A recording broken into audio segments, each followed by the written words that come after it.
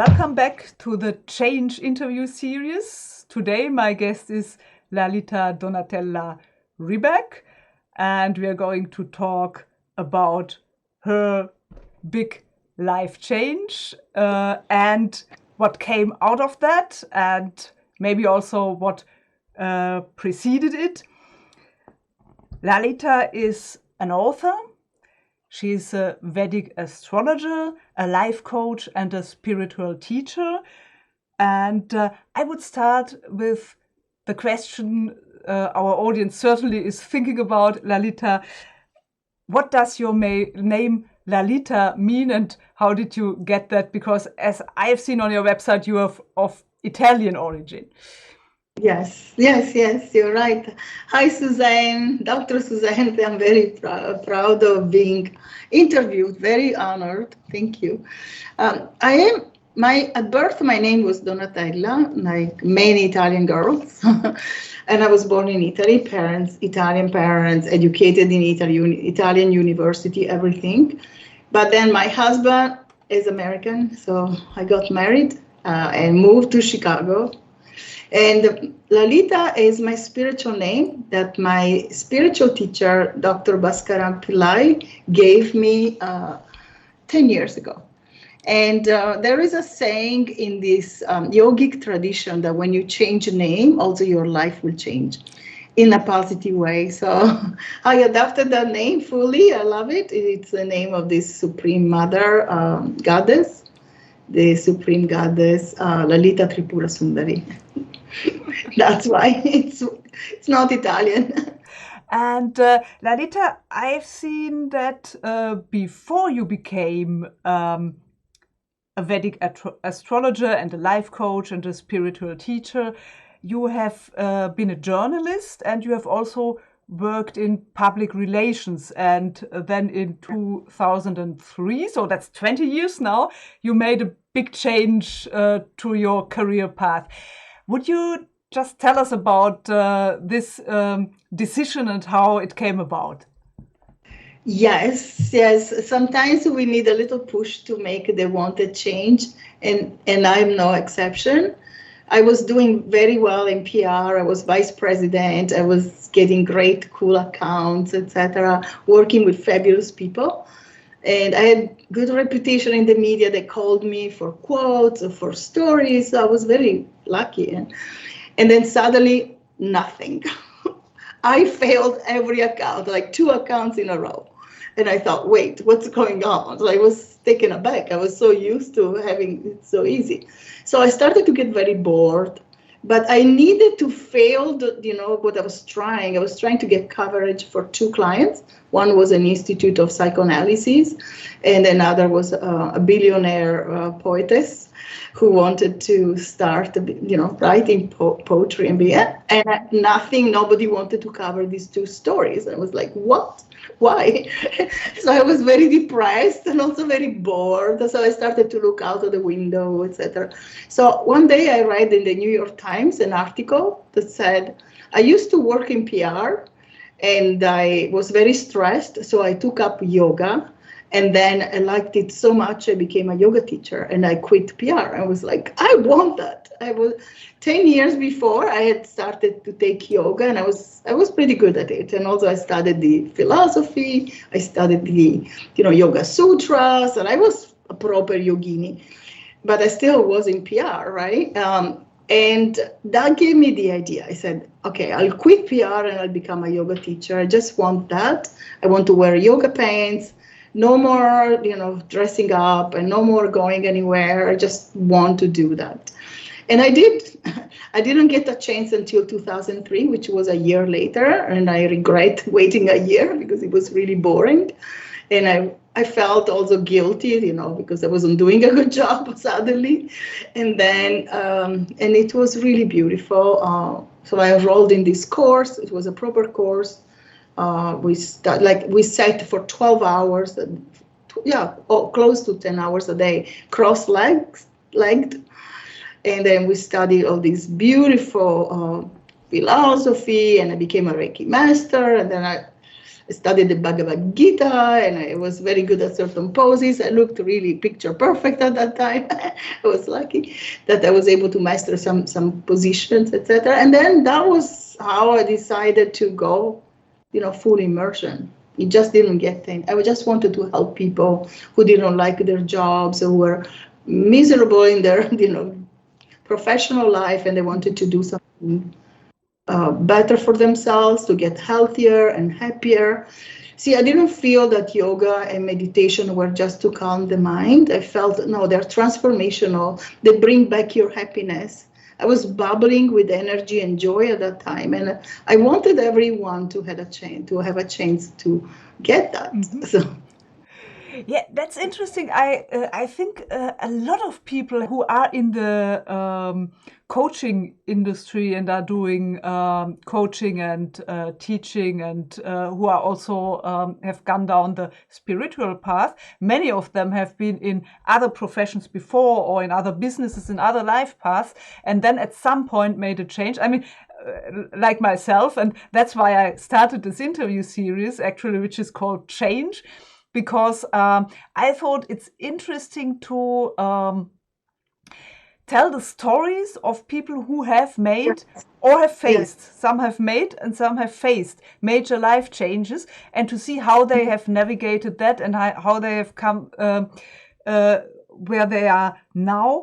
Because I think that can give inspiration and also support to people who are in the same situation, who either are not happy where they are and want to change something, or who have some change coming up that they haven't chosen themselves but have to deal with.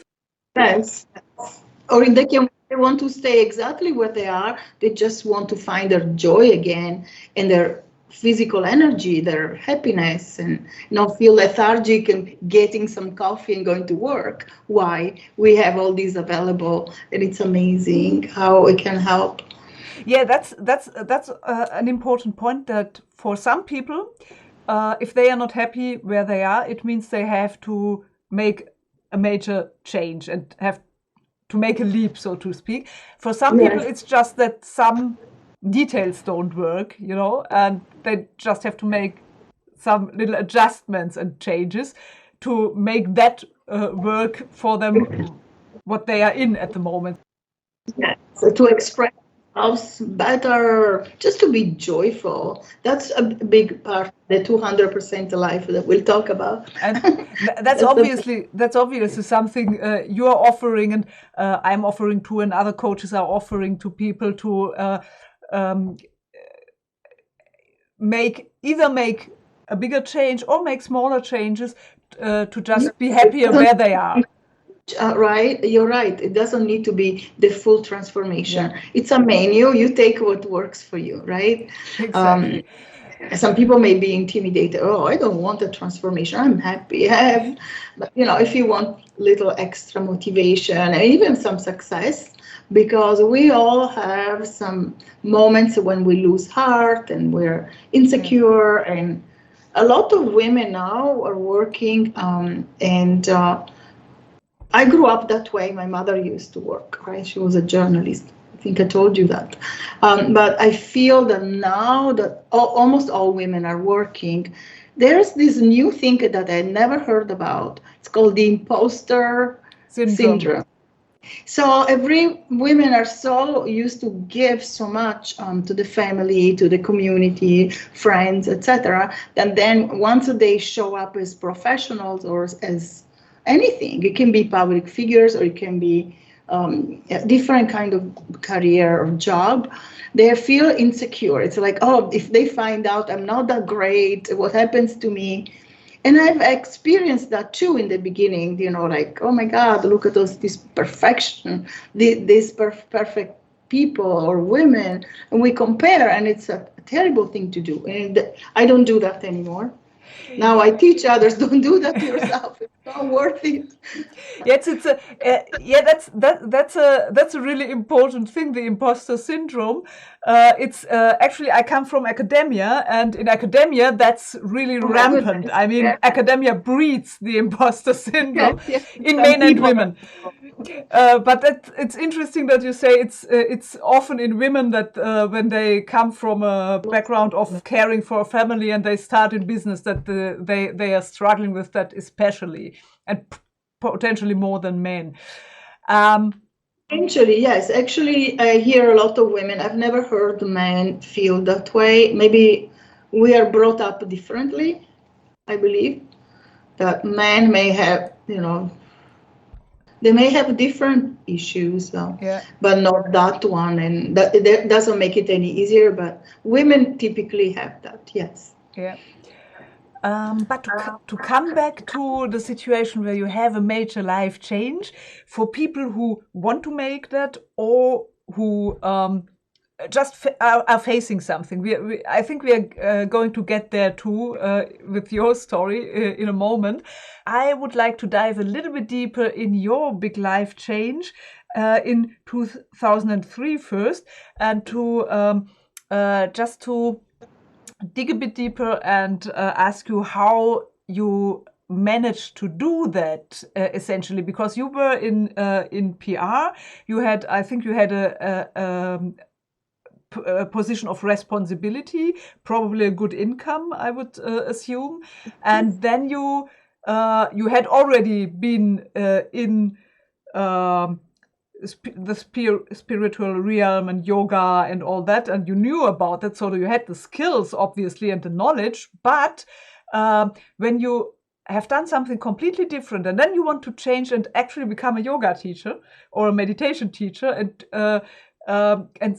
start over with that, I would assume there are a couple of things to take into consideration, like how did you make a living then? Yeah, that part was not the best. The switch, right? Financially, definitely didn't make any sense in the beginning. But I believe, if you don't mind me saying, we have kind of a destiny, but we have a lot of free will. And there was a time when I was doubting myself. Also, there were some financial problems. My husband and I were both working. He was a lawyer, and here I am. I was in PR, and still, my husband was married before, so there were kind of two families you take care of, and I felt so worried about this that I almost had no choice. Then one day, after some kind of dark night of the soul, what do I do? What should I move? Or should we move to Italy, or should we do other things? Finally, we decided, no, we'll stay. But the courage of change came actually for a spiritual reason that I never talk about. But I did talk about it in my books. And I had a vision. It was a night, and I was very worried. I'm like, what am I doing?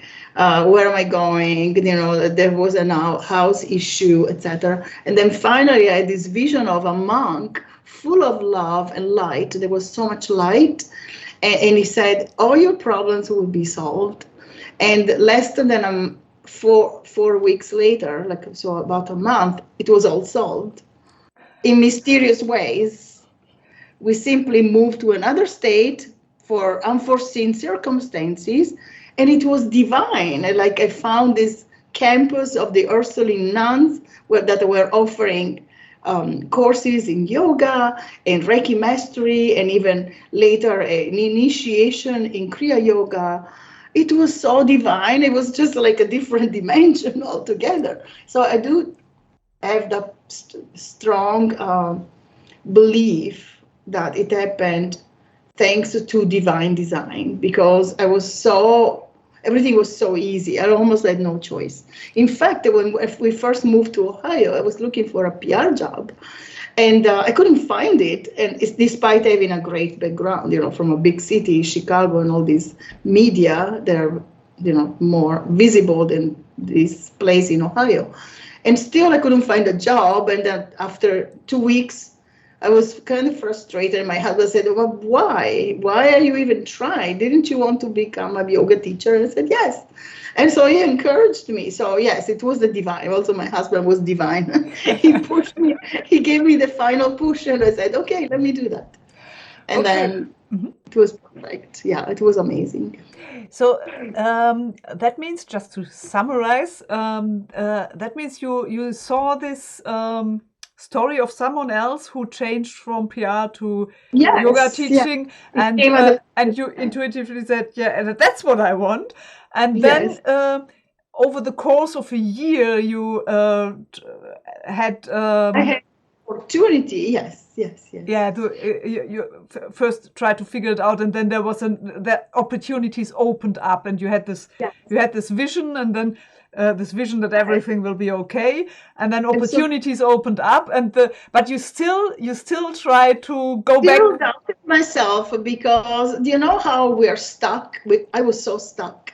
Yeah. That's what I tell my clients. So we need someone else. Yeah. Sometimes we're so stuck, we don't see another way. So you need the divine intervention. If that's not there, at the very least, you have to believe in yourself that it is possible. And maybe somebody else will help you, right? So I believe that if you want something strongly enough, it happens. So it does happen. Nothing is impossible. That's been my experience in the last 20 years. Everything is possible, and we're helped. We have infinite help. All we have to do is forget the imposter syndrome, and then, because I used to compare myself to the girls in the magazines, and their poses were like, maybe they were doing that since they were 5, and I wasn't. I took some dance, so I was quite flexible. And I was practicing for 10 years before I enrolled in the school. So it was easy physically, and also philosophically, I was inclined to it, definitely. But you can do anything. Just because you're a doctor, I'm telling someone who's a doctor, a medical doctor, it doesn't mean you cannot do something else. Start your business and do totally different thing. It is possible. And I think we should, because we shouldn't be miserable. And that's why he supported me. He said nobody should be doing something they don't like. But my experience with my clients and even friends, when they didn't make that, the people who find me, they're usually ready, and they're not particularly stuck, but they definitely have something missing that they want. And I don't decide, they do. Right?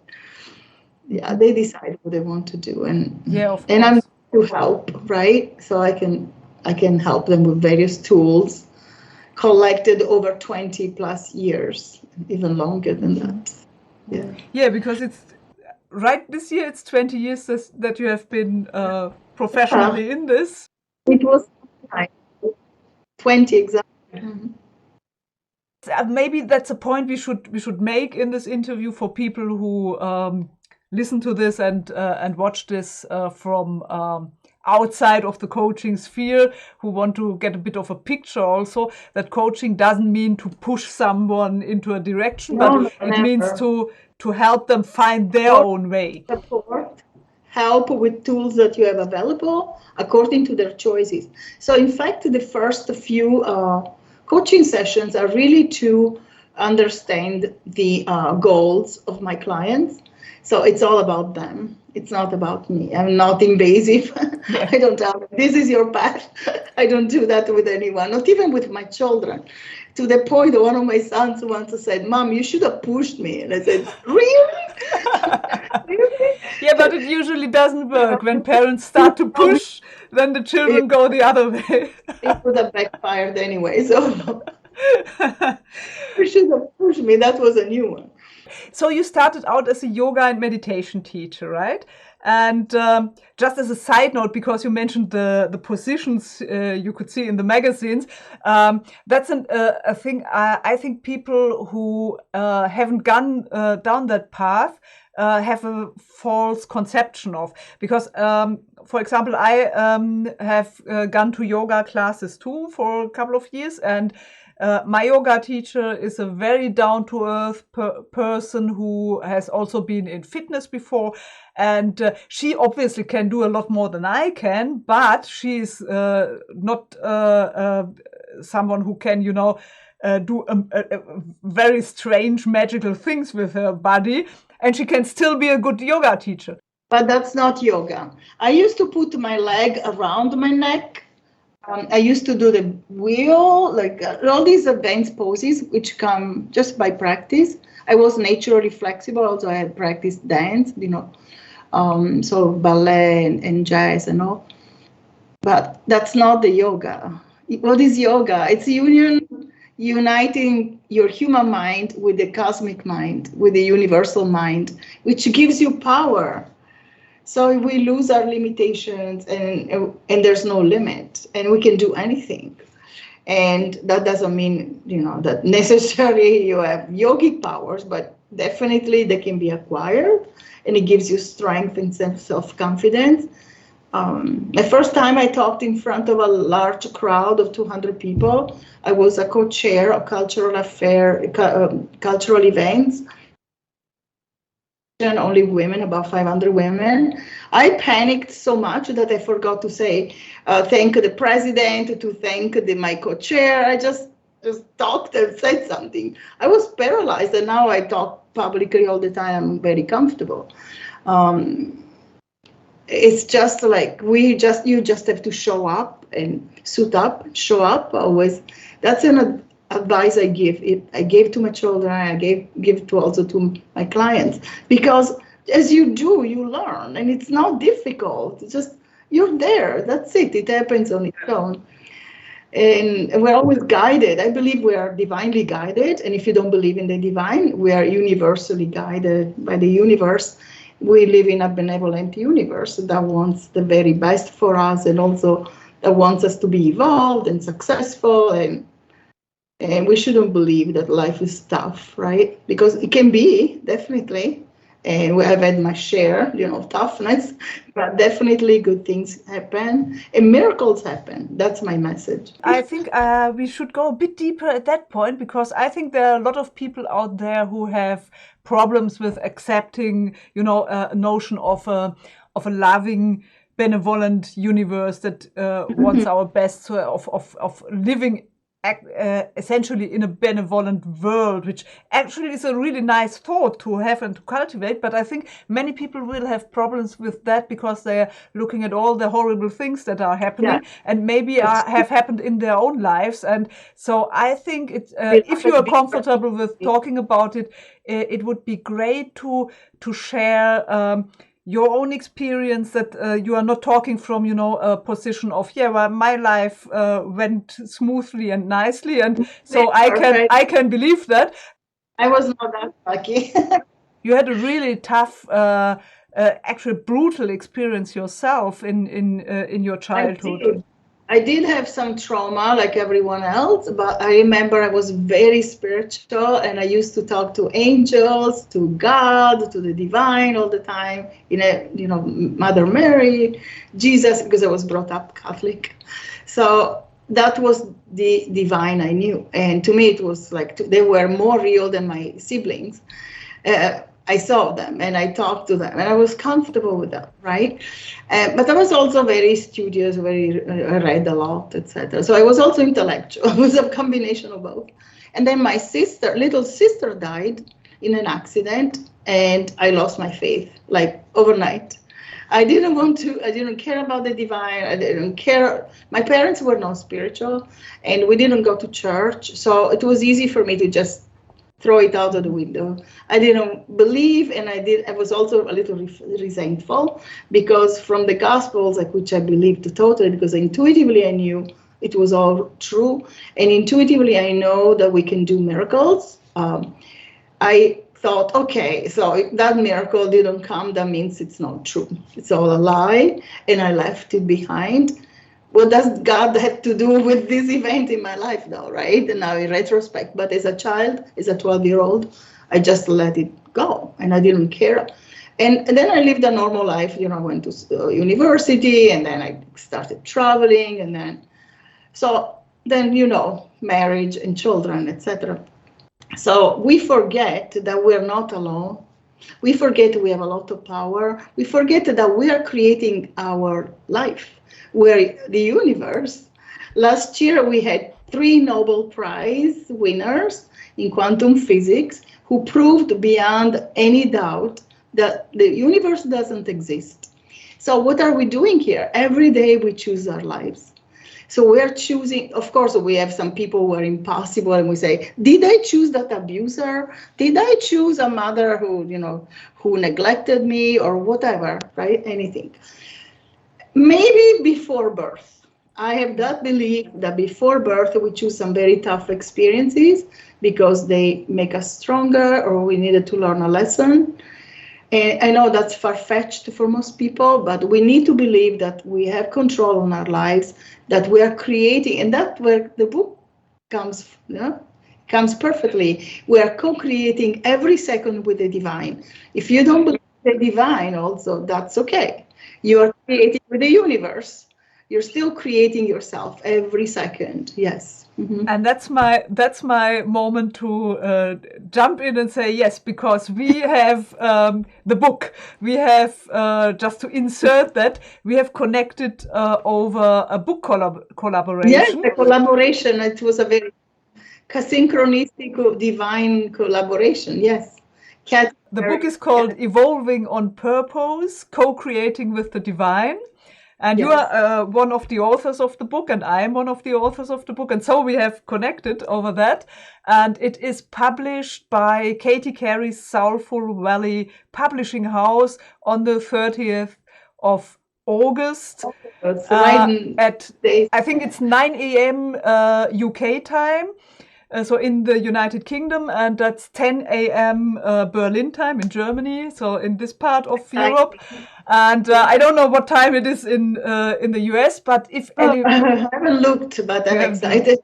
But if anyone is interested in reading this book and our stories in the book, it comes out on August the 30th, and it has a really affordable, wonderful launch price, and everyone who wants to grab a Kindle ebook should go in right on the 30th. I believe it would be life-changing. Yes. Everyone should read it probably because, I mean, how many are we? 22, 23 people.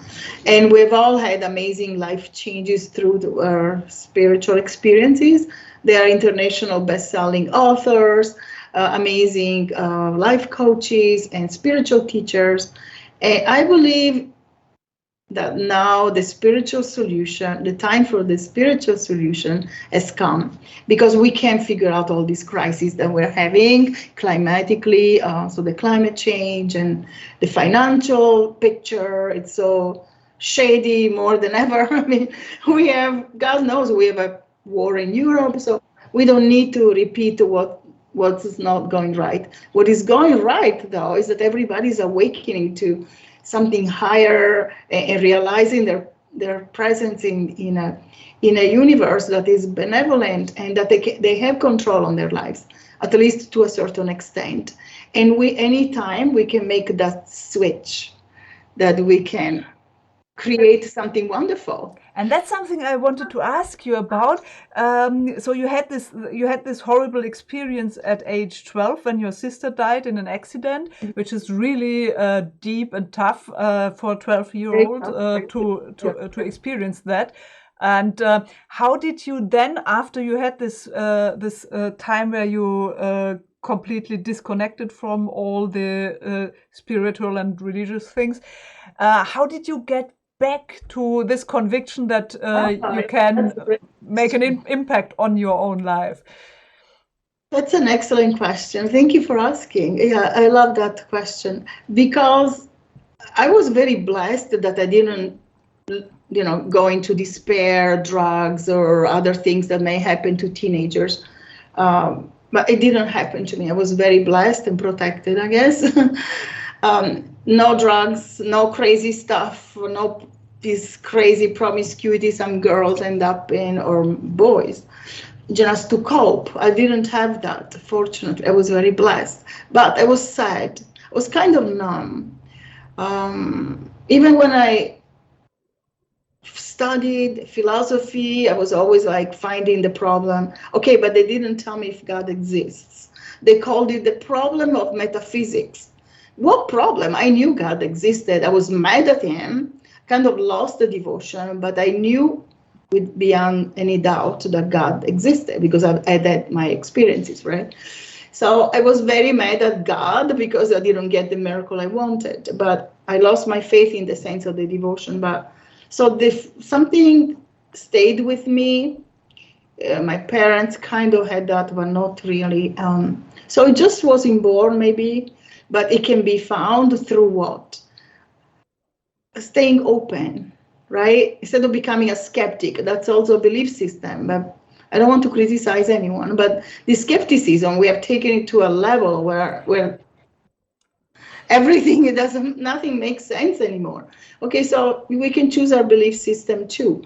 I believed in God, but I didn't want to deal with it. And one day I got this book.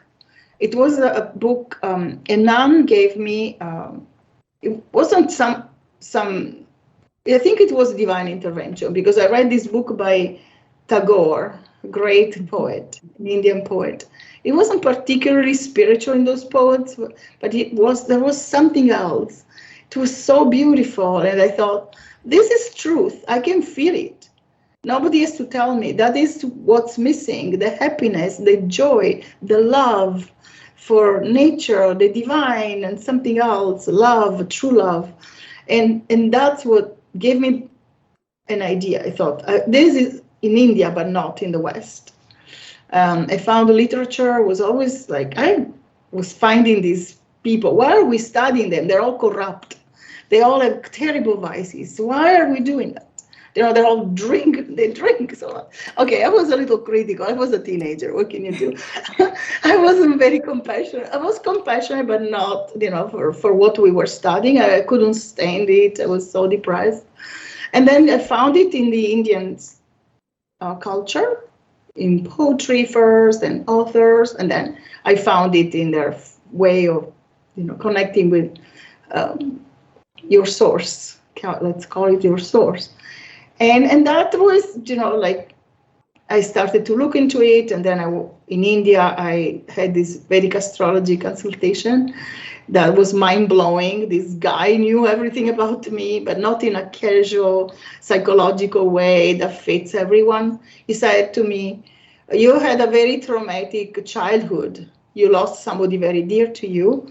It was a young child. And I said, yes. And then he said, wait.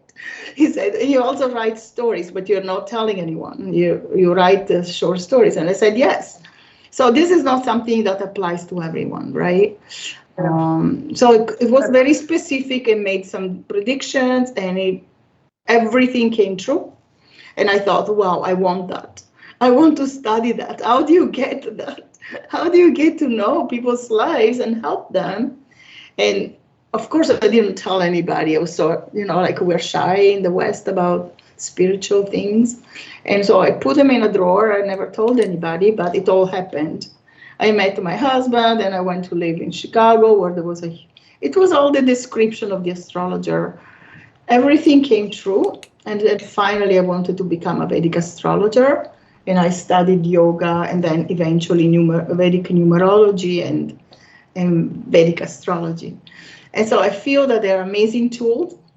In India, that's considered a science. Not because they're chauvinistic, because it was born there, but because the Supreme Court looked into it and compared and said it's just as valid and accurate as computer science. So now people get doctorates in Vedic sciences and astrology, etc. It's really something. We have 30,000, how many data? I don't remember the number, but we have 3,000 years worth of case studies. I mean, that's science, right? And you can tell somebody with the sun here will have these issues or will have this success, etc. That's just an example. It's one of my main tools to help people. Mm-hmm. So that was something that developed after you started out as a yoga teacher, or before already? Vedic astrology was always in the back of my mind. So on my own, I studied some Western astrology, and it didn't work. I'm sorry. I looked deeper and it didn't work. I invented my numerology system. at 20, when I was 20, because I did want to predict, and it worked, but it was my own, so it didn't make any sense. I guess I had some intuition, we all do. And then Vedic astrology was mind-blowing, yes. I could tell, I remember my first few clients that which encouraged me. I would say, in 1994, looks like you had a knee problem. Did you have an injury in your knee? And they would say, oh yes, I fell from the bike, I had surgery, like exactly that year. Like, it was just so clear to me. There's something we don't understand that is beyond our comprehension, and it's not a belief system. You have to try, right? Like everything. I hate when somebody says, we don't believe in astrology, it's all bogus. I don't like that. It's not scientific to do that. You have to go and check it out, right? That's my experience. Yeah, that's an interesting point you are making. I myself, I've approached all this from the near-death experiences, because for me, death was also a big subject from early on in my teens. I was very aware of death and the end of life, and I was really unhappy with the materialistic interpretation, of the world, because that didn't really address my needs, because that says everything is created, everything we are is created by our brains, and when the brain dies, everything evaporates, Right. and that was nothing I could really live with happily. So that was a problem for me. I then started to read up at I think 18 or 19. I started to read up on near-death experiences. And I love the topic. I watch videos on that all the time. My mother had one, yeah. Oh yeah. That's fascinating stuff, and I have come through near-death experiences, reading up on that and looking into that, and with all the objections that come up. The brain is dead, and yet we have every sense. And my mother had this amazing experience, as she told me, and she was very intuitive also. She basically had an accident, and she went into the light, and she ignored the body. She felt, who cares? She went into the light, and she didn't want to come back, and she talked to God, her form of God, her version of God, I would say, because there are so many versions of God, but it's definitely a very powerful magnetic loving force, right? A source of some kind, so the supreme creator. And then she didn't want to come back. She said, no, I'm not going back. But they said, well, it's not your time. Right? Yeah, that's quite typical. It's quite typical that they can't, when they are out of the body, they can't really relate to this body anymore, and they don't want to come back. It's just a dress, like a dress.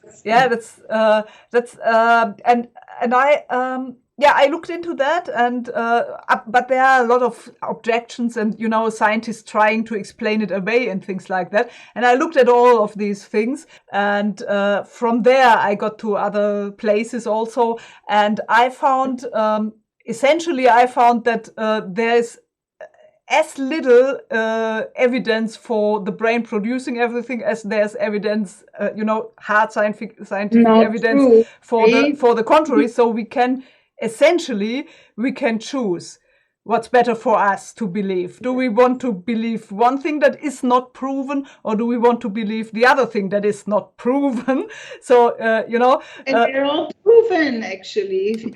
Susanne, we are moving towards, we are moving towards, like, beyond any doubt. Like Dr. Eben Alexander, he was a Harvard neurosurgeon and professor, and his experience, right? Proof of God or something like that, his book. And he said, I also watched some of interviews. My spiritual teacher also interviewed him, and I did a program with him. And he said his brain wasn't supposed to function. The neocortex was shut down. There was this infection that nothing worked. He was brain dead. And yet he was so alive, and the colors, the experience, so much love, and then emptiness, and everything that the yogis described. And there are more, that's one really important point. I mean, there's a book of Pim van Lommel. He makes a couple of points of this nature too. He's a cardiologist in the Netherlands. His book is from 2011, and I think in the past couple of years we are moving ever more in the direction of getting this version, of reality or interpretation of reality ever more proven. But the thing is that the problem that we have with this is that this materialistic worldview is, taken for granted. And when you do that, then you can't move anywhere else. And that's what is actually missing in the system, because it's really hard in the system to establish any proper studies that could prove something else, because they just design the studies in a way that it can't prove anything else than what they assume right from the start. One day will change. I believe a lot of scientists are looking into things now, and they realize, okay, we were wrong, and but the pride or the system itself doesn't allow them to come out and say it, and because it's either academia or companies connected with it, and scientists are not that free to say what they think anymore. Like people with near-death experience and they don't say anything, they're afraid to go to a psychiatric hospital. It happened. Like I was watching someone on a great show on YouTube, and I love it, that Next Level Soul, I believe it's called, this podcast. And a man had a near-death experience. He communicated with the higher beings. They told him everything that was going to happen to him and to the earth plane in the next few years. Everything was correct, the coronavirus, etc. And when he came out, he was hit by a car. No, there was not even a sign. The car was high speed. He was standing in the road because he saw this light. And they told him, do you trust us? And he said, well, I don't know, but do you trust us? And he said, yes, you look like the divine beings. And then finally he was hit at full speed, not even a scratch. He got up, he wanted to leave. They didn't let him. They took him to the hospital. And finally the psychiatrist said, well, just to be sure, I'm sending you to a hospital, psychiatric hospital for 10 days. He didn't believe him. And I said, but I don't even have a scratch. That should be evidence. And he said, I don't believe you. And then finally he had to be, that's terrible. You don't even have free to what you believe and think anymore. But it's really a valid point that actually research is about, being open and checking everything and being curious and being interested. And I think a lot of scientists are like that and academics are like that, but because the system is a system. It's a myopic, narrow system that they don't have the freedom even to look into things. But it's and it's a system. It's the nature of a system. Scientific model is observation and repetition. There's nothing else. Observe it, try it at least, at least look into the evidence. Yeah, I mean, I have a book here by a German. I think he's a biologist, and he says exactly that. I mean, he says we have case studies here. It's not just near-death experiences. There are a lot of other things.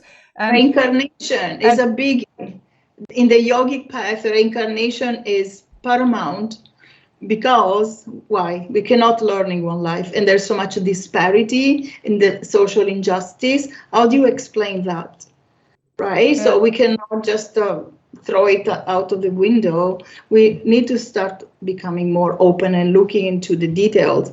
For example, there are so many studies on children and what they say between age like 2 and 4. In that time span, right, that lifespan, they have these memories of past lives and they remember names, events, etc., all verified, thousands of them, maybe hundreds of thousands. In India, lots of studies, medical studies, scientific studies. Here, people have looked into this, but how can we just dismiss it? Yeah, that's exactly the thing. If you, what I found really convincing was, the mass of phenomena that can't be explained away if you don't assume that all those hundreds and thousands of people are lying or having delusions, or so. And that's Children not. are innocent. They just say what they remember. We have all sorts of phenomena. We have the near-death experiences. Yeah. We have experiences at the deathbed of someone, which also is made by people whose health and body and brain and everything was not affected by anything. And we have those reincarnation reports. We have people who can see and actually perceive things that are dimensions. I did as a child, right? And I've had so many experiences, and I know that we all can have that, and that's part of what the yogis teach us. No, we are not flesh and blood. There's so much more. You said that you had you lost trust in that it makes sense to do any sort of devotion, or you don't have any control, and there are no miracles coming for you when your sister died, but you still had this conviction that there is a divine force or God is there. And I would say mildly. I just became the typical teenager, was just into studying or spending time with friends. Yeah. But this, this underlying conviction or that you still had, does it have to do with what you mentioned, that as a child you could actually see a dimension that experiences? Yes, but also my intuition wasn't something that I doubted. My life was just evidence every day that what came to me intuitively was correct, and what came to me rationally, that I had to think about it and then maybe talk myself out of it, wasn't actually accurate. When you have 100% evidence, my mother was very intuitive too. She didn't like the idea. She rejected it because she had some scary experiences and didn't want that. I always felt it was a divine gift. And that's what Einstein said. Intuition is a divine gift. And also he was into merging science with religion. And to me, that's another amazing thing, right? But we shouldn't totally separate it. You can only separate it if you think you're a monkey, but I don't feel I'm a monkey. I feel, there's more to me than just the flesh and blood. So it's really the experience sometimes, and also staying open all the time, because I love science. I love when science confirms all the things I knew intuitively and all the things the yogis have said. But we're not there yet to prove everything. They can fly, they can materialize objects, so they can be seen in two different places. But quantum physics is explaining all that. And I think you have is anything about that in your book? You have a book that says something like, what was the title? Yes. And I spoke about these experiences of the yogis. There are 8 main yogic powers, and everybody has at least one, and maybe you're not looking into it. But of course, cultivation of this inner life is very important, because if you always live the way we do, right, fast, outwardly, going all the time on social media, comparing, doubting yourself, or doing all these things, it's very hard to get in touch with your true self. And they made the true self a bad thing. It's like, oh, somebody pretends to be this person, now their true self is emerging. Where is that negative connotation coming from? This is superimposed from the outside, because the true self means you're powerful beyond belief, beyond your wildest dreams, and you actually, you can come back if you want to learn more, but you're already pure light, you're full of love. And the Bible talked about reincarnation in the Old Testament. So it's not like, okay, it was not in the religions, and it was there, even in Christianity. And just because it was removed, it doesn't mean it never existed, right? If you look deeper, you find all the evidence that even Jesus wanted us to be rich. His words in Aramaic were being badly translated, because the original meaning of those words were, it was blessing people to be rich. He said, my father will give you to the end of the earth. If you ask, right, he will make you very rich. And rich doesn't mean blessed, as they translated it. Aramaic word meant wealthy. Okay. So there's a lot going on that we need to look a little deeper. So good scientists are curious, they are intelligent, and they look into things. And those are my favorite sciences. Everybody else, I'm sorry, we disagree. Let's agree to disagree. That's it. Respect each other, but okay, do your thing and I'll do mine. That's it.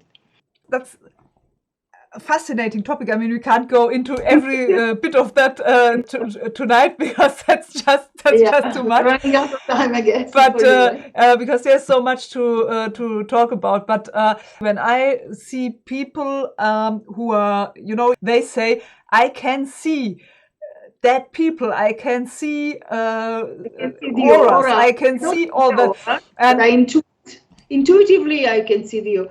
I cannot say I see the colors or the energy, but I do feel, okay, this food is good, that food is not good. I intuitively know, and I trust.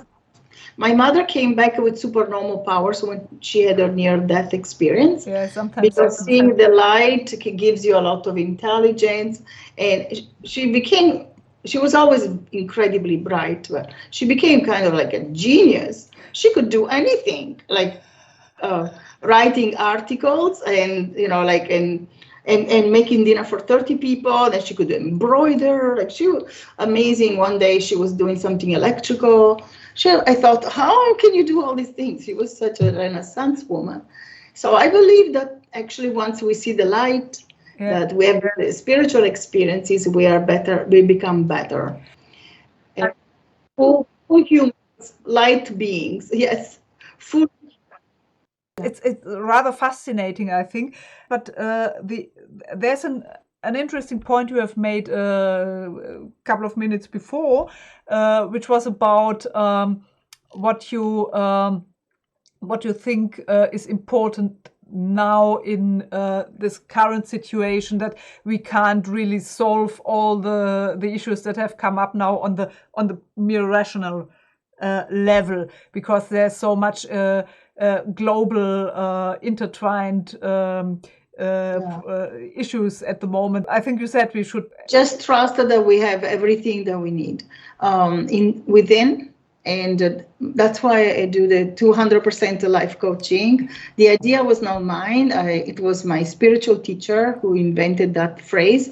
Everybody should have a 200% life, which means 100% material satisfaction. So yes, get married, have a wonderful life, or just to be free and travel, enjoy, make money. There's nothing wrong with that. You should enjoy it fully, because the earth plane is a very beautiful place. You should be able to enjoy it. At the same time, be 100% spiritually fulfilled. Nobody should be numb. That I couldn't feel anything when I was a child, when I was a teenager, because of that trauma that was not healed. And then only through the spiritual means did I get a full life. And now I want to help other people, because there's so much more to life than what we think. That's why we should never get depressed, because there are solutions. Spiritual solutions are everywhere. And it's easier to find a spiritual solution than a political solution. There's no red tape, right? It happens fast. So there are lots of, we have a lot of resources. So that's what I wanted to say.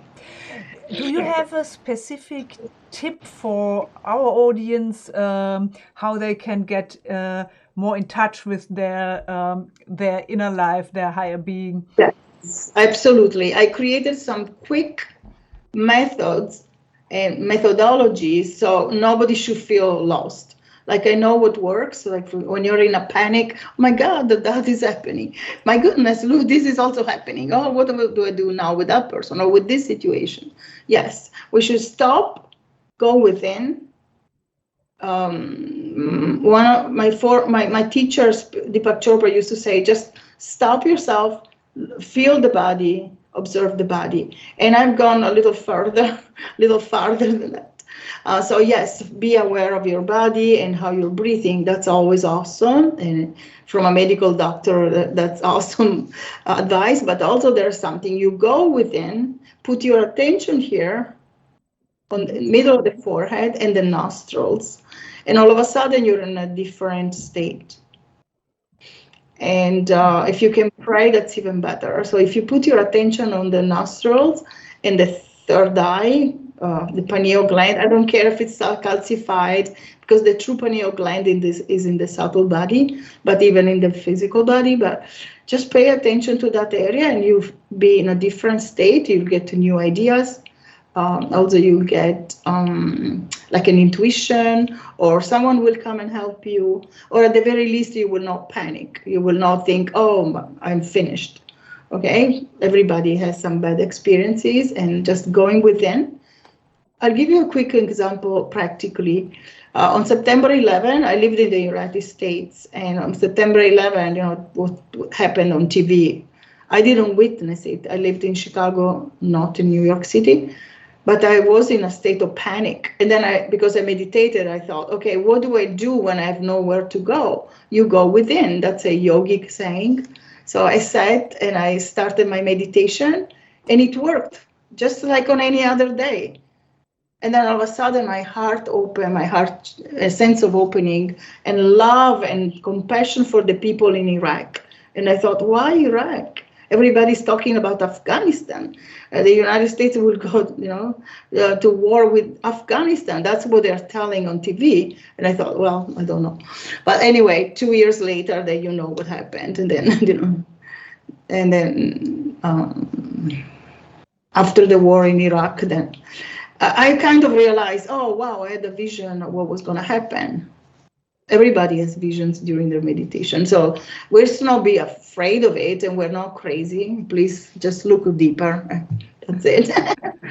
We have that power to know where to go. And so I understood, oh my gosh, they're suffering so much. And so at that point, there was no enemies.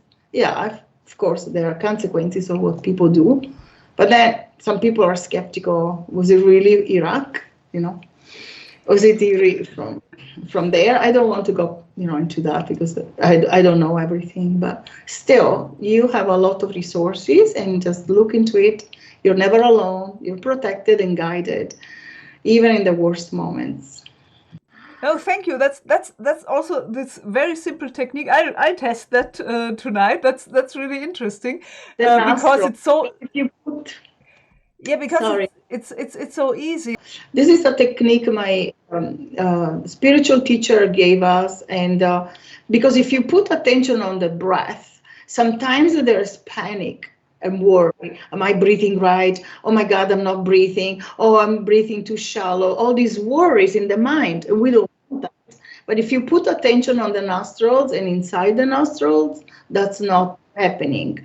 And also the third eye is a thing. It exists and it works. And just putting attention on this area, your state of mind will change. Your body will be, you'll be more in control of your body-mind, for sure.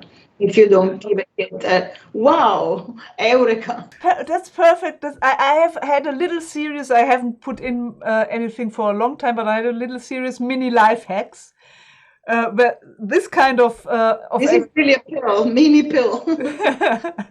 Yeah, exactly. I mean, that's really something you can just test out immediately. I mean, that's great. The nostrils, for some reason, the breath doesn't work as well. It's also good for people who have some breathing issues. Yes, right. Like asthma or something. And also, there is a yogic secret, but I'm going to go ahead and say it, that the yogis, after a while in meditation, don't breathe at all. They breathe with their pineal gland. And that's something in the West, we haven't looked into, but the breath stops sometimes in meditation, and you shouldn't panic. It's just a very natural, because they don't need oxygen. There are so many studies, at Duke University, Yale University, all these universities, but these studies don't become very public. I don't know why. They're People want to talk about other things, but I've been looking into those for 30 years now. And I know for sure there's a lot of evidence scientifically. The yogis don't breathe. They only breathe if they want to. And so their consciousness is not oxygen based, they say. Do you talk about that in your book? You have Yes, I talk about. I don't know how deeply I do, but definitely I mentioned a lot of techniques and easy meditations, like quick that we can do just to change our prejudice on a situation or to change our fears of, especially money, right? Everybody wants money. Wealthy people want money. Poor people want money. Middle class want money. Everybody wants money. So those fears are the biggest for everybody because it's become the life force. Otherwise, you don't have food or a roof over your head, and right? So because of that, everybody has that fear, and I believe that that's where we need to look into, because that fear is unnecessary. There's so much fullness. If you look in nature, right, there are all these leaves, there's so much abundance. It keeps coming back and back and back, despite the pollution. It's fullness. There's so much abundance, and the divine doesn't want us to be poor. My guru, my spiritual teacher, Dr. Bhaskaran Pillai, says, God doesn't care if you drive a Rolls Royce or ride a bike. So it's up to you. Of course, we don't want to hurt anybody, right? It should be done ethically and honestly. Great. But okay, people who want to know more about that can read your book, right? They can read my book. And what's the exact title again? Because I haven't memorized the title. It's called Bliss Lab, because I thought we are bliss. We can be in bliss all the time, and we should test it. Yeah. So, and then the subtitle, the subhead title would be how the ancient yogis acquired supernormal powers and how you came to. Yeah, exactly. That's because I'm going to buy that book, because that's the kind of thing I was interested in my teens already. I read books about all sorts of things. That's totally fascinating. So that's a book one can read. The other book that's coming out soon with a lot of inspiring stories of over 20 people who, most of whom I would assume had some sort of life change, because coaches mostly have had that. Yes. That book, Evolving on Purpose, Co-Creating with the Divine, is coming out on the 30th of August. Everyone who wants to grab a Kindle ebook at a very low launch price can go right on the 30th and buy it. And I hope a lot of people do that, because that will propel us up in the charts, and then more people will find it. Yes, help us to diffuse this book. Yes. I believe that we have come to a point where we need spiritual solutions, because we're gone as far as we can with the political ones, and we need good politicians, of course, that we have. But now we also have, spiritual solutions that work very fast. We have to expand that, and that's expand. Yeah, exactly. We are not limited. The limitations are in our minds. There are no limits. And everyone who wants to learn more about you, about your work, who wants to work with you, can go to your website. We will pop the link in the description. Oh, thank you. So everything is available there. I'll also put a link to your book, and once we have the link to our book collaboration. There's also an Italian version of that, so it's called Il Laboratorio della Felicità. Okay. It's a little different because it was the second edition, and so there's also a new chapter on 2020 onwards, what to do for. So the more recent version is the Italian version. Mm-hmm. Yes. Oh, great. So we have to learn Italian to read what you had to say about 2020.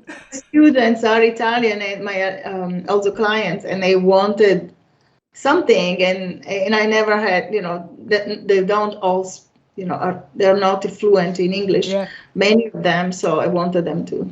Yeah, I mean, I'm currently writing something in German, and then I will have that translated into English. So so it's natural that we are using our native language also to publish things, right? Yes.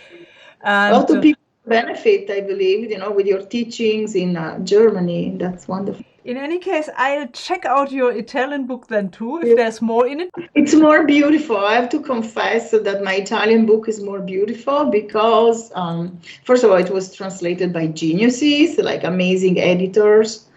I didn't write it. I can say, oh my gosh, my parents were obsessed with languages, and both writers. My stepdad was published by the Accademia delle Scienze, Accademia della Crusca. These are the two top academies in Italy, and they were very particular, and they would be so proud because it was just impeccable. And also the content was beautiful. Yeah, I did find some typos. Nowadays, we're not anymore, but definitely it's really beautiful, and I was very proud of how it came out. I was very happy because it will convey more of the spiritual ideas that in English I don't think it came out as well. Yeah, I didn't. Okay. Thank you so Lalitha, much. Thank you very much for. I don't want to stop, but thank you so much. Thank you very much for this awesome interview. And for coming on here and talking to us and sharing your story and your view of life and your vision for how to move forward. And I hope a lot of people are going to check you out with the links in the description. I had no doubts that I would love this interview, because if you wrote a chapter for co-creating with the divine, definitely we are like-minded. But it was beyond my hopes. Thank you so much. I loved your questions and everything. Good to see you. Thank you.